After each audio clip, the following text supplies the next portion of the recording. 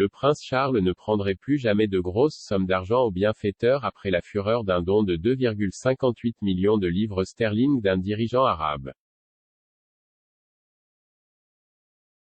Dans un aveu extraordinaire, une source royale de haut rang a déclaré que les temps avaient changé, insistant, cela ne se reproduirait plus.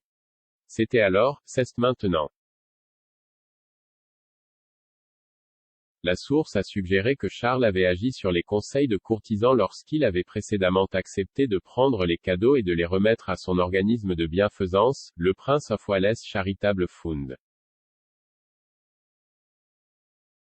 Le prince a reçu 3 dons d'1 million d'euros chacun, dont un dans une valise, du cheikh Hamad bin Jassim bin Jaber Al Thani, ancien Premier ministre du Qatar, entre 2011 et 2015.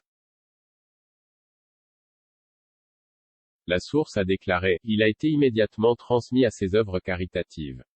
Et ce sont ces associations caritatives qui ont décidé d'accepter l'argent. C'est une décision pour eux. Et ils l'ont fait, comme ils l'ont confirmé, cela a suivi tous les bons processus, les auditeurs l'ont examiné. La source a ajouté, le deuxième point est que le prince de Galles agit sur conseil. Les situations et les contextes changent au fil des années. Je ne peux parler que de ce dont j'ai une expérience personnelle, mais je peux dire avec certitude que depuis plus d'une demi-décennie avec la situation telle qu'elle a évolué, cela ne s'est pas produit et cela ne se reproduira plus.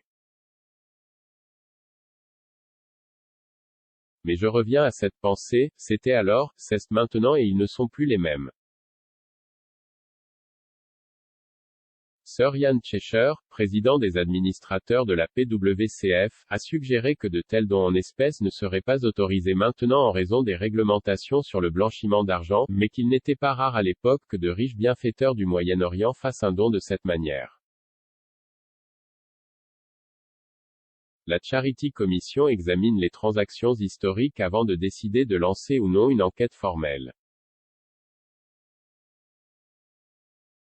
La dernière controverse survient alors que la police métropolitaine enquête sur un scandale d'argent contre des honneurs dans une autre de ses entreprises caritatives, The Prince Foundation, après que des documents semblent montrer qu'un milliardaire saoudien s'est vu offrir le titre de chevalier et la citoyenneté britannique en échange de dons.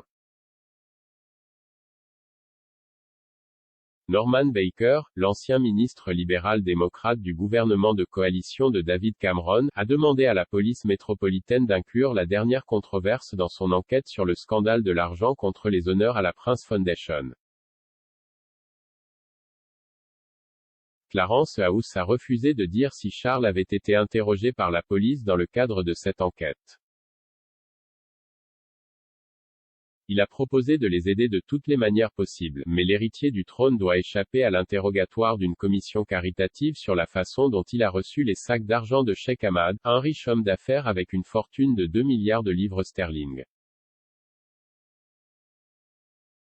Les responsables de la commission, qui agit comme un chien de garde pour le secteur caritatif, ont conclu qu'ils n'auront pas besoin de lui parler car il n'est pas un fiduciaire de l'organisme de bienfaisance auquel il a remis l'argent.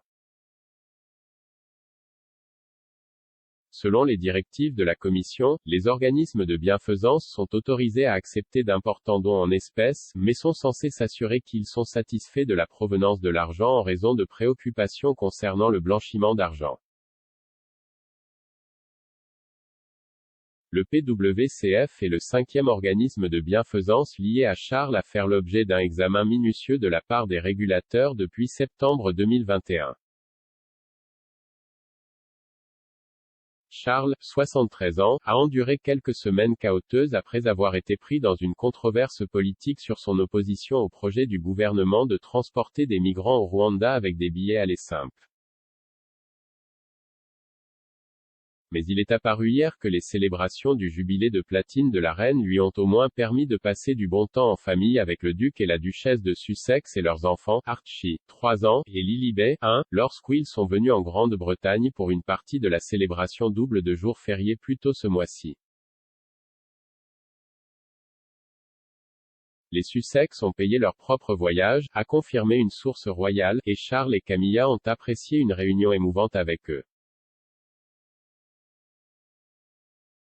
C'était fantastique de les voir, a déclaré la même source. Ils venaient au Royaume-Uni pour célébrer le jubilé de platine de la reine, ce qui était fantastique.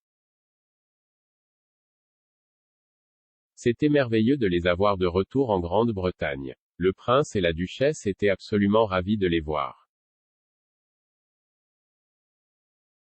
Le prince, bien sûr, n'a pas vu son petit-fils, Archie, depuis un moment, et c'était donc très spécial de passer du temps avec lui. Il n'avait pas rencontré Lilibet, sa petite-fille.